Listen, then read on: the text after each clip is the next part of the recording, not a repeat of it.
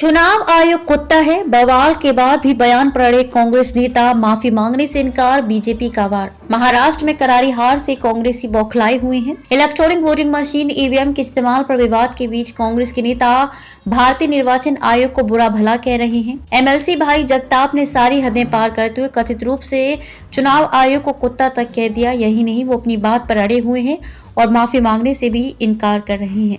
कांग्रेस नेता भाई जगताप ने चुनाव आयोग के खिलाफ अपनी अपमानजनक टिप्पणी को और दोहराते हुए कहा है कि ईसीआई की चापलूसी के कारण देश का लोकतंत्र बदनाम हुआ है। उन्होंने चुनाव आयोग के लिए अपनी आपत्तिजनक कुत्ता टिप्पणी पर माफी मांगने से भी इनकार कर दिया। उन्होंने कहा, मैं बिल्कुल भी माफी नहीं मांगूंगा, जरा भी नहीं। अगर वो प्रधानमंत्री और अन्य मंत्रियों के दबाव में काम कर रहे हैं तो मैंने जो कहा है वो सही है, मैं माफी नहीं मांगूंगा। जगताप ने अपने बयान में आगे कहा, चुनाव आयोग देश के लोकतंत्र को और मजबूत करने के लिए है, न कि किसी की सेवा करने के लिए। मैं अपनी कही बात पर कायम हूँ। चुनाव आयोग को टीएन शेषन की तरह काम करना चाहिए। चुनाव आयोग के चाटुकारिता रवैये के कारण लोकतंत्र बदनाम हो रहा है। जगताप ने आगे कहा, हमारा लोकतंत्र दुनिया का सबसे बड़ा लोकतंत्र है। अगर इस तरह की कोई शंका है तो उसका जवाब दिया जाना चाहिए। इस पर सुप्रीम कोर्ट में कई याचिकाएं दायर की गई हैं। अप्रैल 2024 में इस पर फैसला सुनाया गया। कहा गया कि अगर आपको बैलेट पेपर नहीं चाहिए तो वीवीपैट पर्चियों की गिनती की जानी चाहिए। याचिका में कहा गया था कि 50% वीवीपैट की गिनती होनी चाहिए, लेकिन सुप्रीम कोर्ट ने कहा कि